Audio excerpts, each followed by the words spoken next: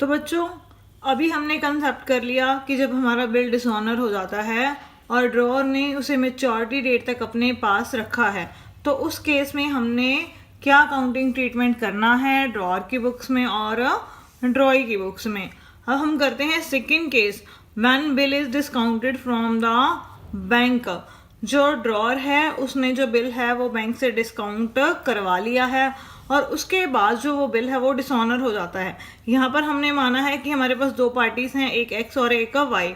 X ने Y को माल बेचा है और उसके बदले में वाई ने क्या किया है, बिल एक्सेप्ट करके एक्स को दे दिया।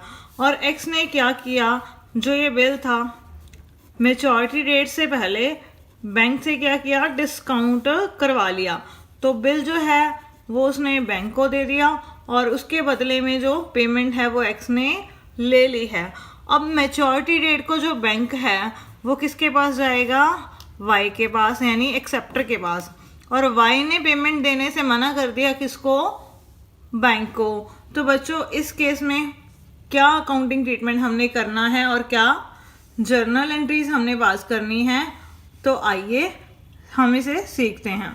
तो बच्चों यहाँ पर मैंने प्रोफार्मा बना लिया है। ड्रॉअर की बुक्स में हमने क्या जर्नल एंट्री पास करनी है, ड्रॉई की बुक्स में हमने क्या जर्नल एंट्री पास करनी है, कब, जब बिल जो है वो डिसऑनर हो गया है और ड्रॉअर ने वो जो बिल है बैंक से पहले ही डिस्काउंट करवा लिया है। तो हम स्टार्टिंग से करते हैं एंट्रीज। सबसे पहले एक्स ने वाई को माल बेचा है क्रेडिट पर, तो ये अपनी बुक में एंट्री करेगा, Y account debit to sales account, credit sale की एंट्री। और वाई ने खरीदा है तो ये अपनी बुक में क्या एंट्री करेगा,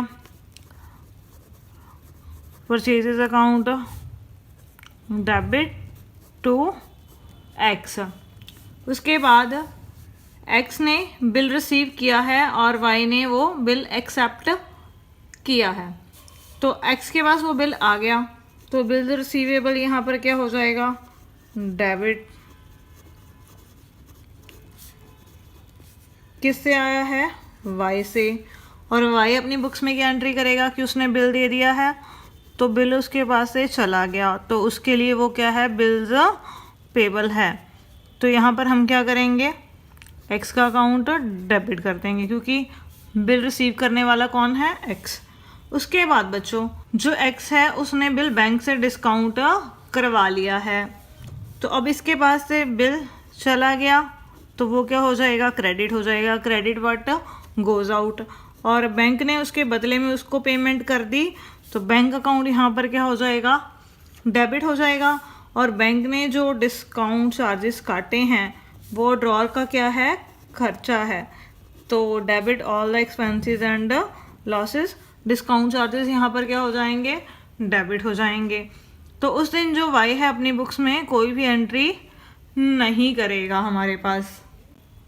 तो ये तो एंट्रीज हो गई बच्चों बिल को जब ड्रॉअर ने बैंक से डिस्काउंट करवाया है। अब जो है जिस दिन मैच्योरिटी डेट आई बैंक गया वाई के पास पेमेंट के लिए, ठीक है, और वाई ने बैंक को पेमेंट नहीं की है, तो हो सकता है बैंक ने कुछ नोटिंग चार्जेस पे किए हों, ठीक है। तो अब जो एक्स है उसे बैंक को पेमेंट करनी पड़ेगी, किसकी, एक तो जो बिल उसने बैंक से डिस्काउंट करवाया था वो, प्लस अगर कोई बैंक ने नोटिंग चार्जेस पे किए हैं तो वो टोटल जो अमाउंट होगी वो सारी एक्स को पे करनी पड़ेगी वाई को। तो अब बिल डिसऑनर हो गया है मैच्योरिटी डेट को और बैंक ने नोटिंग चार्जेस पे किए हैं, तो यहाँ पर एक्स की एंट्री करेगा कि ये सारे पैसे मैंने किससे लेने हैं, वाई से लेने हैं। और पेमेंट किसको करनी है, बैंक को, टू बैंक अकाउंट। कितनी पेमेंट करनी है, बिल की जितनी अमाउंट है प्लस जो नोटिंग चार्जेस हैं। अगर नोटिंग चार्जेस बैंक ने कोई पे नहीं किए तो फिर यहाँ पर ओनली क्या आएगी हमारे पास, बिल की अमाउंट। अब जो ड्रॉई है बच्चों वो क्या एंट्री रिकॉर्ड करेगा जिस दिन बिल डिसऑनर हो गया है कि उसने एक्स को पेमेंट करनी है, तो एक्स का अकाउंट क्या हो जाएगा, यहाँ पर क्रेडिटर हो जाएगा। और जो वो बिल था वो उसके पास क्या हो गया, वापस आ गया, तो बिल्स पेबल अकाउंट यहाँ पर क्या हो जाएगा, डेबिट हो जाएगा। और साथ में जो नोटिंग चार्जेस हैं, जो बैंक ने नोटिंग चार्जेस पे किए हैं यहाँ पर, बैंक तो वसूल करेगा एक्स से, और एक्स किससे वसूल करेगा? वाई से, क्योंकि वो किसकी गलती की वजह से हुए हैं? वाई की गलती की वजह से। तो ये इसका क्या है? एक्सपेंस है। नोटिंग चार्जेस अब यहाँ पर क्या हो जाएंगे हमारे पास? डेबिट हो जाएंगे। उसके बाद बच्चों देखो, अब जो ड्रॉई है वो कहता है कि आप मेरी बात सुनो, मैं आपको इंटरेस्ट देने के लिए तैयार हूँ, जो बिल आपने मेरे को लिखा था आप मुझे थोड़ा सा टाइम और दे दीजिए, जितना टाइम आप मुझे दोगे उतने टाइम का मैं आपको इंटरेस्ट पे करने के लिए तैयार हूँ अभी। वो कहता है कि इंटरेस्ट मैं अभी पे कर दूंगा, और जो वो बिल की अमाउंट है जितना टाइम मुझे आप दोगे मैं उतने टाइम बाद उसकी पेमेंट कर दूंगा। तो जो ड्रॉअर कहता है ठीक है कि जो इंटरेस्ट बनेगा वो आप हमें पे कर दीजिए। तो जो बच्चों वो इंटरेस्ट की अमाउंट आएगी वो कैसे आएगी? जितनी अमाउंट हमने वाई से लेनी है बिल की प्लस नोटिंग चार्जेस की, ठीक है, तो वो जो अमाउंट है इनटू हमें क्वेश्चन में रेट ऑफ इंटरेस्ट भी दी होगी अपॉन 100 इनटू टाइम, जितना हमने टाइम अलाउ किया होगा ड्रॉई को। अगर वो टाइम मंथ्स में है तो हम उसको 12 से डिवाइड करेंगे, अगर वो डेज में होगा तो हम इसको 365 से डिवाइड करेंगे। तो वहाँ से हम इंटरेस्ट की अमाउंट कैलकुलेट करेंगे। बट ये अमाउंट हमने कौन सी लेनी है? बिल की प्लस नोटिंग चार्जेस की, जो हमने वाई से लेने हैं। तो सारी अमाउंट के ऊपर वो इंटरेस्ट लगेगा। अगर वो इंटरेस्ट अभी हमें वो कैश में पे कर रहा है, interest on bill paid by ड्रॉई in cash, तो अब यहाँ पर जो है हमारे पास पैसे आ गए, कैश हमारे पास आ गया, ठीक है। तो ये हमारी क्या है? इनकम है ड्रॉअर की। तो इनकम क्या होती है बच्चों? क्रेडिट होती है टू इंटरेस्ट अकाउंट, ठीक है। इसके लिए ये इंटरेस्ट क्या है? खर्चा है। तो इंटरेस्ट अकाउंट क्या हो जाएगा यहाँ पर? डेबिट हो जाएगा टू कैश अकाउंट, ठीक है बच्चों। उसके बाद अब जो एक्स है उसने मान लिया है कि हाँ आप मेरे को 4 महीने बाद पेमेंट कर देना। तो अब जो एक्स है वो नया बिल लिखेगा वाई को, कितनी अमाउंट का? जितनी बिल की अमाउंट होगी प्लस नोटिंग चार्जेस जो हमने वाई से लेने हैं, ठीक है। अगर वो इसमें से कोई पेमेंट हमें कर देता है, कुछ अमाउंट दे देता है, तो वो हम उसमें से क्या करेंगे? माइनस कर देंगे। अब नया बिल एक्सेप्ट करने की क्या एंट्री होगी? एक्स की बुक्स में और वाई की बुक्स में। New acceptance given by the ड्रॉई। अब जो नया बिल है वो ड्रॉई ने एक्सेप्ट कर लिया है, तो वही एंट्री होती है जो हम पहले करते हैं बिल को ड्रॉ करने की। ड्रॉअर की बुक्स में वही बिल आ गया उसके पास, bill receivable account debit to Y यानी ड्रॉई। तो यहाँ पर ये एंट्री करेगा to bill payable account credit. तो एक्स का अकाउंट यहाँ पर वो क्या कर देगा? डेबिट, ठीक है बच्चों। एक बात मैं आपको और बताना चाहूँगी, अगर जो हमारा ड्रॉई है वो जो इंटरेस्ट है वो साथ के साथ पे ना करे, वो साथ के साथ पे ना करे, वो कहे कि वो भी बिल की अमाउंट में ऐड कर लो, तो हमें यहाँ पर जो बिल की अमाउंट होगी वो कितनी होगी? जितनी बिल की अमाउंट है प्लस जो नोटिंग चार्जेस हैं प्लस उसमें क्या ऐड हो जाएगा? इंटरेस्ट की अमाउंट। तो बिल की अमाउंट उतनी होगी। और यहाँ पर टू वाई तो होगा ही, हमने वाई से पैसे लेने हैं, और ये किस चीज़ के हैं? इंटरेस्ट के। और साथ में यहाँ पर क्या क्रेडिट हो जाएगा? इंटरेस्ट क्रेडिट हो जाएगा। तो बच्चों फिर ये जो एंट्री है वो चेंज हो जाएगी। यहाँ पर कैश की जगह पर क्या आ जाएगा हमारे पास? ड्रॉई की। हमने ड्रॉई से इंटरेस्ट के पैसे लेने हैं, और यहाँ पर कैश अकाउंट की जगह पर क्या आ जाएगा? साथ में ड्रॉअर का अकाउंट जो वो क्रेडिट हो जाएगा। तो ये चीज़ आपने ध्यान में रखनी है। अगर कैश में रिसीव हो गई तो कैश अकाउंट डेबिट करना है, अगर रिसीव नहीं हुआ है अभी इंटरेस्ट तो ड्रॉई का अकाउंट डेबिट हो जाएगा टू इंटरेस्ट अकाउंट, और यहाँ पर फिर ड्रॉअर का अकाउंट क्रेडिट हो जाएगा और इंटरेस्ट अकाउंट डेबिट हो जाएगा। और बिल की जो अमाउंट होगी वो क्या होगी? जितना पुराना बिल था प्लस जितने नोटिंग चार्जेस बैंक ने पे किए हैं प्लस जो इंटरेस्ट की अमाउंट है। तो इसी के साथ ये कंसेप्ट जो था dishonour of bill when draw discounted the bill from bank, ये कंप्लीट हो गया। तो आइए अब हम इसके एग्जांपल्स स्टार्ट करते हैं। बच्चों अब हम स्टार्ट करते हैं एग्जांपल नंबर 15। इसमें हमारे पास क्या दिया गया है कि जो हमारे पास एक पर्सन है ए और एक पर्सन है बी। ए ने बी को माल बेचा है 40,000 रुपये का, ठीक है। कब बेचा है? 1 जनवरी 2017 को। और बी ने उसी दिन जो है बिल एक्सेप्ट कर लिया है 3 महीने के लिए। तो बच्चों हमारे जो 3 महीने हैं वो कब कंप्लीट होंगे? 1 जनवरी से 1 फरवरी, 1 मार्च, 1 अप्रैल। और उसमें हम क्या करेंगे, 3 डेज जो हैं वो ग्रेस के ऐड कर देंगे। तो बिल की जो ड्यू डेट होगी वो कब होगी? 4 अप्रैल 2017 को। लेकिन ए को पहले ही पैसों की ज़रूरत पड़ गई। उसने क्या किया, वो जो बिल था बैंक से डिस्काउंट करवा लिया, ठीक है। किस दिन डिस्काउंट करवाया है? 4 जनवरी 2017 को, ठीक है। और बैंक ने जो है डिस्काउंट चार्जेस काटे हैं 6% पर एनम के हिसाब से। बिल बच्चों 40,000 रुपये का है और उसने 4 जनवरी 2017 को बैंक से डिस्काउंट करवा लिया 6% पर एनम के हिसाब से। तो बैंक ने कितना डिस्काउंट लिया होगा? 40,000 का बिल है और डिस्काउंट चार्जेस की जो रेट है वो 6% है। उसने 4 जनवरी को जो है वो बिल डिस्काउंट करवाया है और वो जो बिल है मैच्योर कब होना है? 4 अप्रैल को। तो यानी कितना टाइम पेंडिंग है अभी बिल मैच्योर होने में? जब उसने डिस्काउंट करवाया है जिस दिन, तब से लेकर जिस दिन बिल की पेमेंट होगी। 3 महीने हैं तो कितने महीनों का डिस्काउंट लगेगा?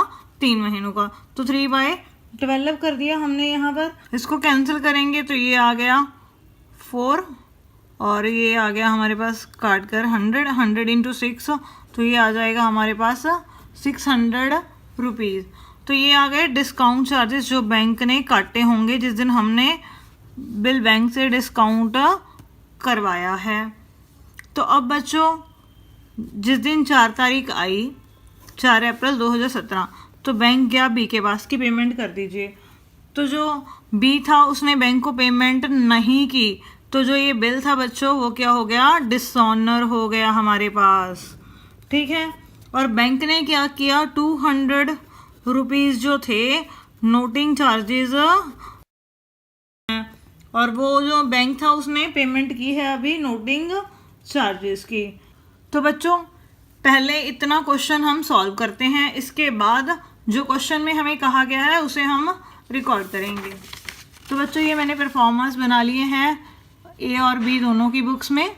तो सबसे पहले हम जो एंट्री है वो पास करेंगे किसकी बुक में? ड्रॉअर की बुक्स में, यानी ए की बुक्स में, ठीक है। तो वो एंट्रीज जो हैं वो क्या पास की जाएंगी? फर्स्ट 1 जनवरी 2017 को ए ने बी को माल सेल किया है, तो एंट्री क्या होगी? B account debit to sales account. कितने का माल बेचा है क्रेडिट पर? 40,000 रुपये का। और 1 जनवरी 2017 को बी अपनी बुक्स में क्या एंट्री रिकॉर्ड करेगा? क्रेडिट पर गुड्स खरीदने की। माल आ गया तो परचेजेस अकाउंट यहाँ पर क्या हो गया? डेबिट हो गया। टू ए कितने का? 40,000 रुपये का, ठीक है। उसके बाद उसी दिन जो है ए ने बी को बिल लिख कर भेजा है और बी ने एक्सेप्ट करके उसको दे दिया है। तो इसके पास बिल आ गया तो ये क्या एंट्री करेगा?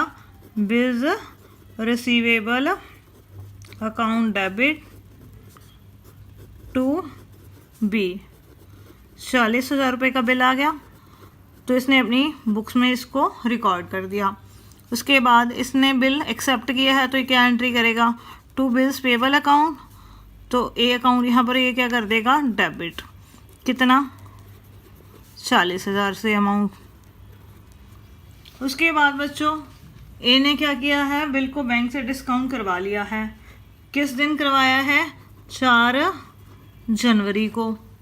तो 4 जनवरी को जो है ए अपनी बुक्स में की एंट्री करेगा कि 40,000 का बिल था और 600 रुपया बैंक ने डिस्काउंट काट लिया, तो बैंक ने जो बाकी पेमेंट की है उसको वो कितने की है, 39,400 की।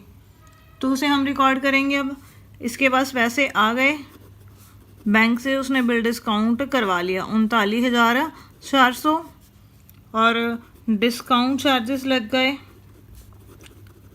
कितने, 600 रुपीज़ जो हमने यहाँ पर निकाले थे। और जो ये बिल था 40,000 का वो चला गया to bill the receivable account 40,000 rupees से।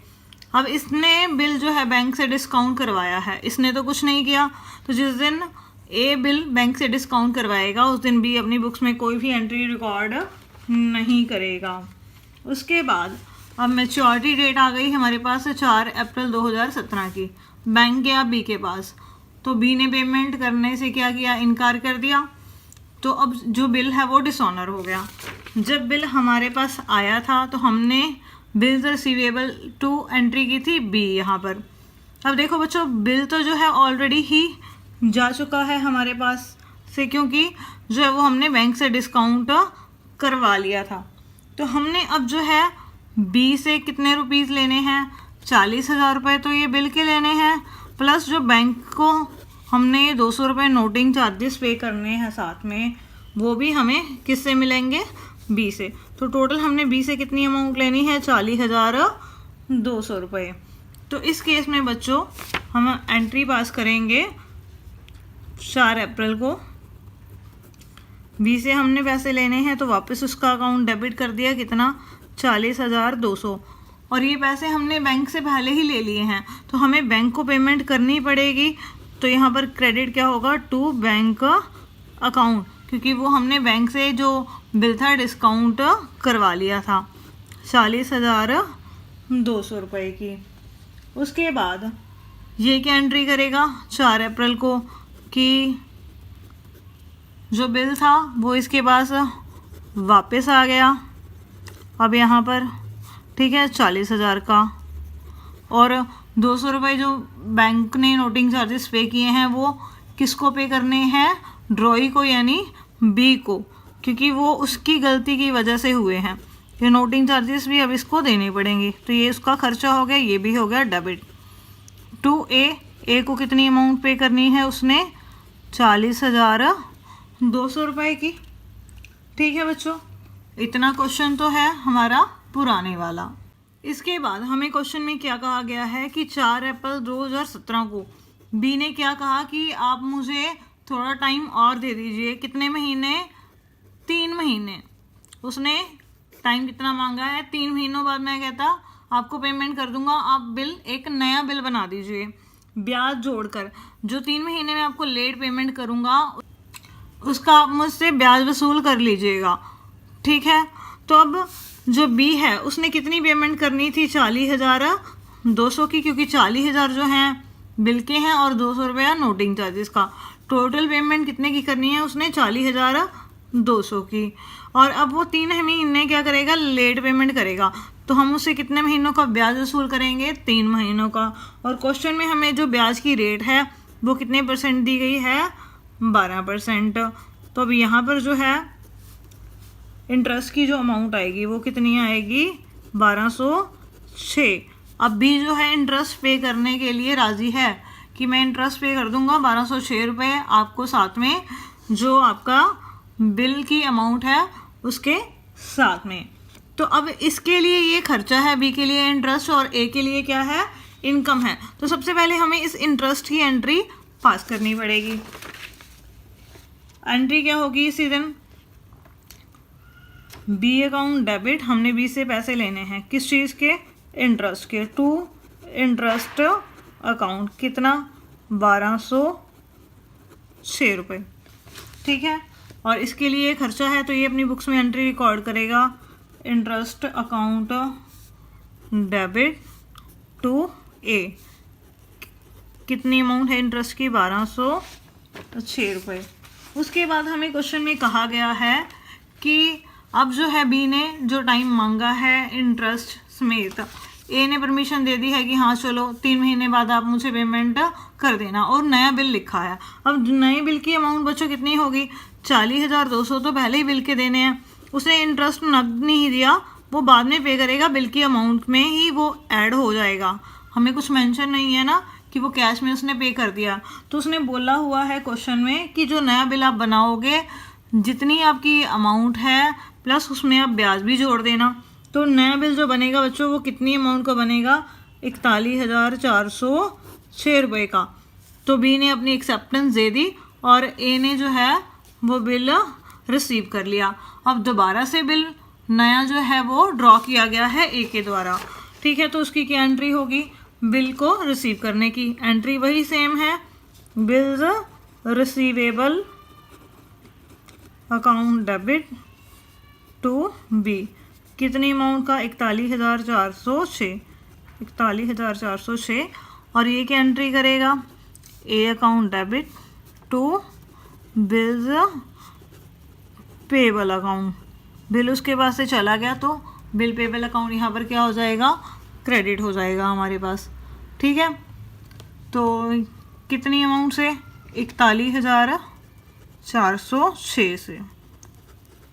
तो ठीक है बच्चों, ये वो केस है जब हमने बिल बैंक से डिस्काउंट करवा लिया था, उसके बाद वो जो है बिल डिसऑनर हो गया और जो ड्रॉई है उसने ब्याज की परमिशन दे दी और एक नया बिल जो है एक्सेप्ट कर लिया। अब हम इस बिल की पेमेंट करने की एंट्री नहीं करेंगे क्योंकि क्वेश्चन में हमें स्पेशली कह रखा है कि उसने परमिशन दी है बिल की, ये नहीं कहा गया कि जो नया बिल है उसका भुगतान कर दिया गया है। अगर वो लाइन लिखी होती तो हम इसकी पेमेंट करने की भी एंट्री करते, और वो लाइन नहीं लिखी गई है तो इस वजह से हमने क्वेश्चन सिर्फ यहाँ तक किया है नया बिल इशू करने का।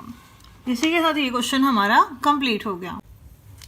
बच्चों अभी हमने 16 क्वेश्चन को पढ़ा, उसमें हमारे पास क्या दिया गया है। 16 क्वेश्चन में जो सचिन है, सचिन ने माल बेचा है, किसको बेचा है, नारायण को, ठीक है। कितने का माल बेचा है, 30,000 रुपये का।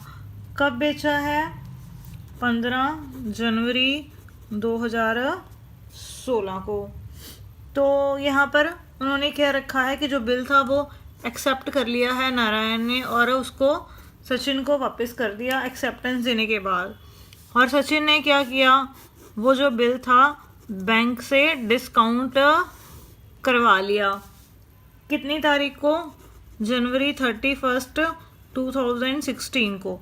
और बैंक ने उस 30,000 रुपये के बिल के बदले में सचिन को कितनी पेमेंट करी है, यहाँ पर 29,250 रुपये की।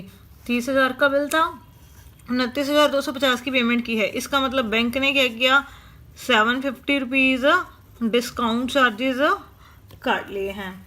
और मेच्योरिटी डेट देखो बच्चों इस बिल की कब बनेगी, 15 जनवरी को ये बिल लिखा गया है और जो बिल का टाइम है वो हमारे पास 3 महीने है।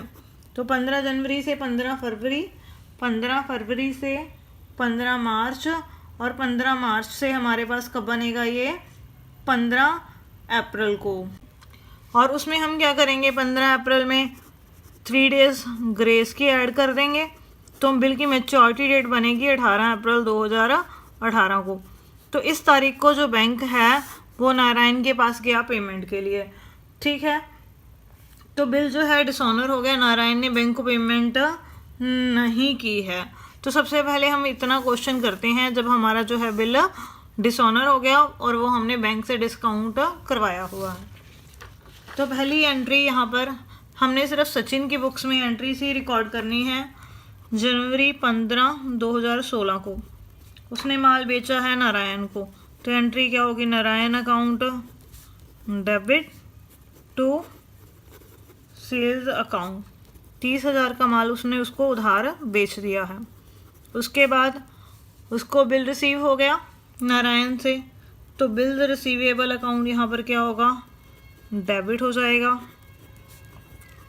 देने वाला कौन है, नारायण, टू नारायण। कितने का बिल है, 30,000 रुपये का। और उसके बाद 31 जनवरी को सचिन ने वो बिल बैंक से डिस्काउंट करवा लिया है।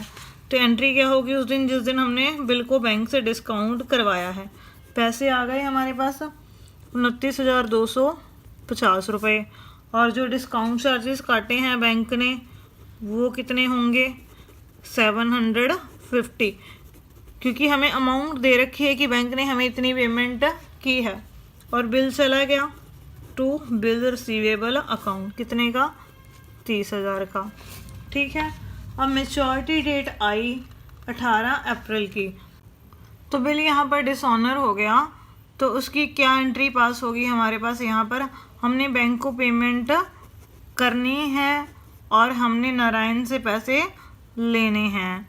कितने लेने हैं हमने नारायण से 30,000, और बैंक को हमने कितने देने हैं 30,000, क्योंकि यहाँ पर क्वेश्चन में कुछ भी नहीं कहा गया कि बैंक ने कोई नोटिंग चार्जेस लिए हैं, तो इस वजह से अमाउंट हमारी सिर्फ कितनी है यहाँ पर 30,000।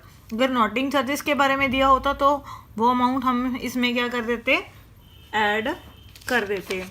इसके बाद यहाँ पर हमें क्वेश्चन में दिया गया है कि जो नारायण है उसने क्या बोला 18 अप्रैल 2018 को कि आप मुझसे अभी 10,500 रुपये नकद ले लीजिए, मैं अभी आपको 10,500 रुपया देने को तैयार हूँ। पेमेंट उसने हमें कितने की करनी है 30,000, और वो 10,500 में क्या दिया गया है कि 10,000 तो जो वो है बिल की अमाउंट है आपकी, ठीक है। 500 रुपीज़ मैं आपको ब्याज देने के लिए तैयार हूँ। किस बात के लिए कि जो बाकी बची हुई पेमेंट है 30,000 में से 10,000 की बिल की अमाउंट हमें अभी रिसीव हो जाएगी, बाकी बिल की अमाउंट बचेगी 20,000 रुपये। तो उसके लिए मैं आपको क्या करूँगा 2 महीनों बाद पेमेंट कर दूँगा, ठीक है। 2 महीनों बाद पेमेंट कर दूँगा और आप मुझसे अभी इंटरेस्ट के 500 रुपये नकद ले लीजिए। तो सचिन ने बोला कि ठीक है, तो मैं एक नया बिल लिख देता हूँ 2 महीनों के लिए 20,000 रुपये का। अब सबसे पहले हम एंट्री क्या रिकॉर्ड करेंगे कि हमें ब्याज भी मिला है और बिल के पैसे भी मिले हैं, तो जो इंटरेस्ट है वो हमें रिसीव होगा, ठीक है। तो यहाँ पर हम एंट्री करेंगे 18 अप्रैल को। पहले तो नारायण से हमने इंटरेस्ट लेना है, तो एंट्री क्या होगी Narayan account debit to interest received, कितना 500 रुपीज़। उसके बाद उसने हमें पैसे दे दिए, कितने अभी दिए हैं 10,500, तो पैसे आ गए कितने 10,500। उसमें जो बिल की अमाउंट थी कुछ हमारे पास और कुछ जो है इंटरेस्ट था, तो to Narayan 10,500 interest plus bill की अमाउंट, ठीक है। यहाँ तक काम ख़त्म हो गया। अब यहाँ पर अब हमने नया बिल ड्रॉ किया है और वो नया बिल हमें रिसीव हो गया, तो हम एंट्री क्या करेंगे bill receivable account debit to Narayan. Bill कितने का है 20,000 का। तो यहाँ पर क्वेश्चन इतना कंप्लीट हो गया।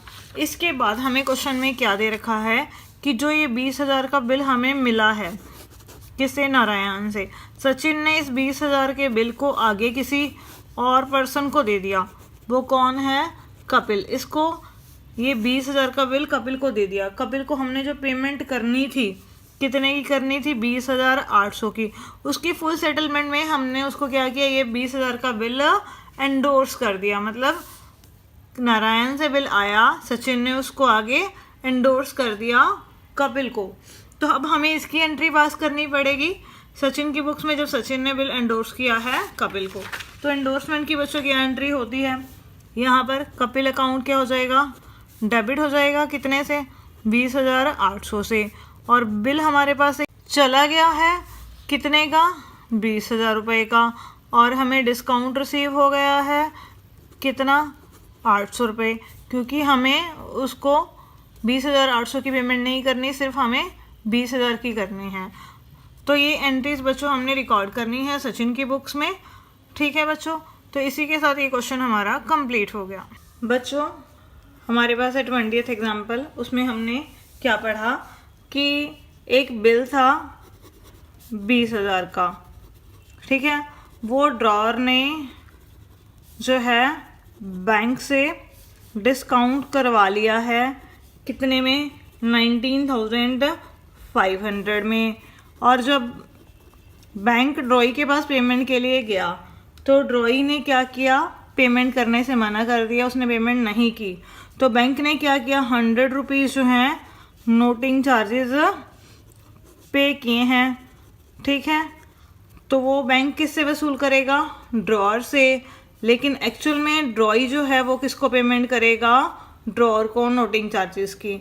तो इस केस में बच्चों हमने दोनों की बुक्स में क्या करनी है, जर्नल एंट्रीज पास करनी है जब बिल जो है डिसऑनर हो गया है। बच्चों देखो जो बैंक है वो कितनी पेमेंट लेगा बिल की, 20,000, ठीक है, प्लस 100 रुपया बैंक ने नोटिंग चार्जेस पे किए हैं। तो बैंक का टोटल जो ड्रॉअर है उससे कितनी पेमेंट वसूल करेगा, 20,100।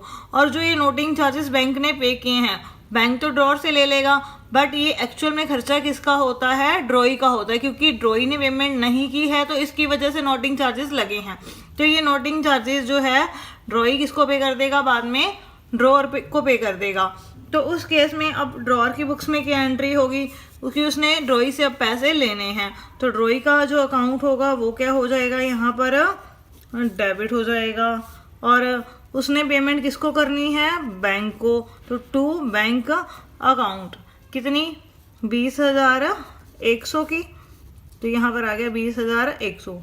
अब जो ड्रॉई है हमारे पास वो अपनी बुक्स में क्या एंट्री पास करेगा कि जो बिल था वो डिसऑनर हो गया, उसके पास आ गया। तो बिल्स पेबल अकाउंट वो क्या करेगा, डेबिट कर देगा, कितने से, 20,000 से।